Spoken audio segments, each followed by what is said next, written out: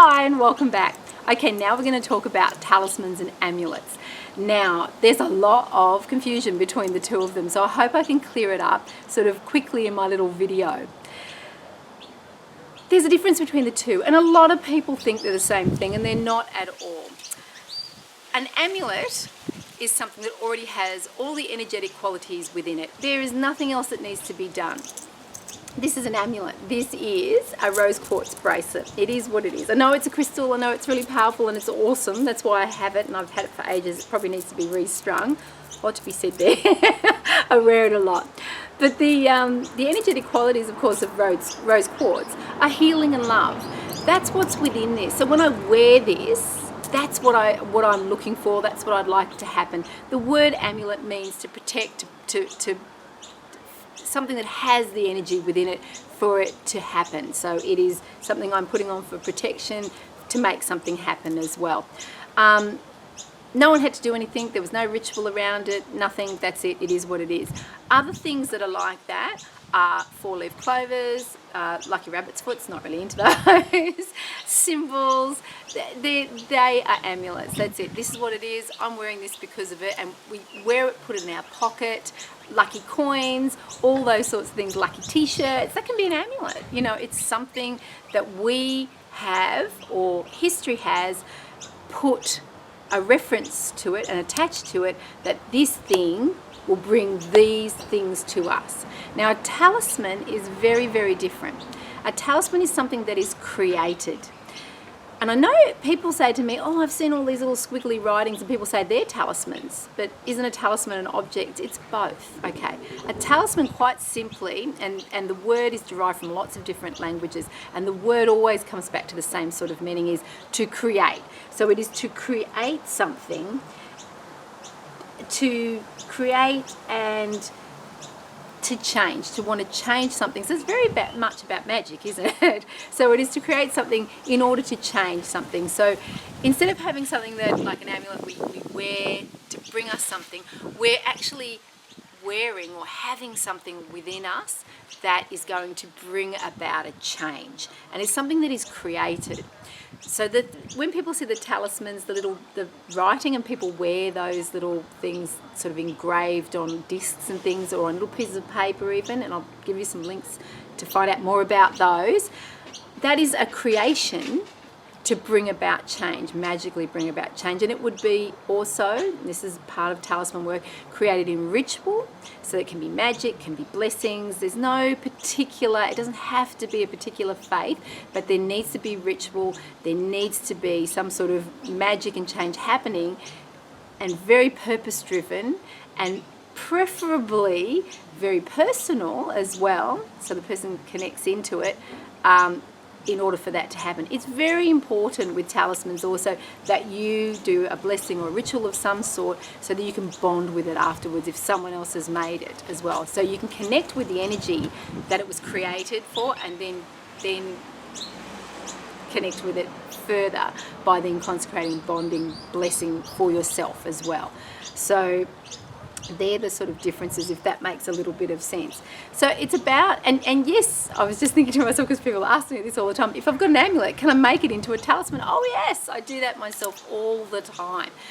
The necklace that I've got on, this is a talisman. So this is something that I've created myself. And one could pretty much say that the flower that's embedded in there as well is an amulet. It is a flower with its own essence, but I guess it already has, in the true sense of the word of an amulet, it already has the energetic qualities. I have then layered it and put it together, created it through ritual as well. So now it is a talisman. And this one has the same energetic qualities as the bracelet. It's about healing and it's about love as well.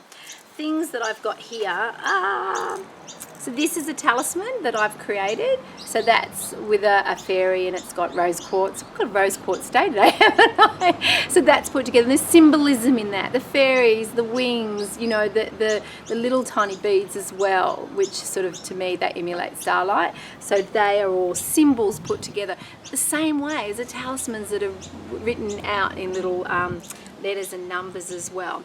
Now, if I was to change this out, this is a lovely I've had this for so long, little faceted rose quartz. It is rose quartz today. I just picked up things randomly. Rose quartz crystals. So this is an amulet. It's not really a talisman unless I just went and then sort of put it all together in a ritualistic way. This one very much is an amulet.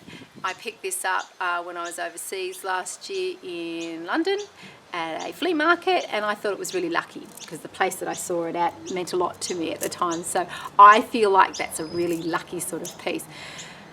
With talisman making, really important are the people that when you purchase talismans, the people that you buy them from, that you're connected with them, and you also understand the whole process. It's not just about a pretty object. I've got talismans that are created by all different sorts of people and myself, and I'm very connected with their work. I understand their work, I understand their process. I ask questions about things before I purchase them because I know everything that goes into the actual creation. It's incredibly important to understand all that as well. There are people that use natural things, fantastic. There are people that use sort of reclaimed things as well. That's really fantastic. So it's very important to look at the entire practice and to look at all of your practice as well. We're all growing, we're all learning, we're all moving on all the time, but always connecting with and understanding the backstory to these things.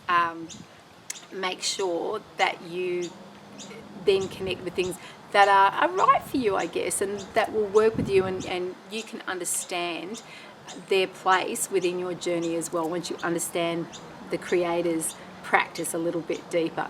And that's why I've asked Natasha here today, because it's not all about me. I know I do these things, but I like to bring you experts in lots of fields, and I thought Natasha would be a fantastic person because her work is very, very nature-based, and I wanted you to have a look at something that was probably, I know a lot of you know her already and know her fantastic work, but I don't think a lot of you know her talisman work. You do know her wands and her staffs, but I wanted for you to listen to the actual process that she goes through to making them and have a look at the keys there. I love in her video how she talks about the way that her husband's involved and how they pass the objects backs and forwards, and there is this ritualistic feeling. It doesn't have to all be about lighting the candles and putting them in the exact spot. There is this lovely ritual that they have put together in the creation of these talismans. So I'd love you to have a listen to that and a little bit more of an understanding.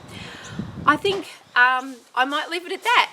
But if you would like to drop in at 8:30 and have a chat with Natasha and myself, that'd be fantastic. Any questions, we're happy to answer them. Okay, happy blessings.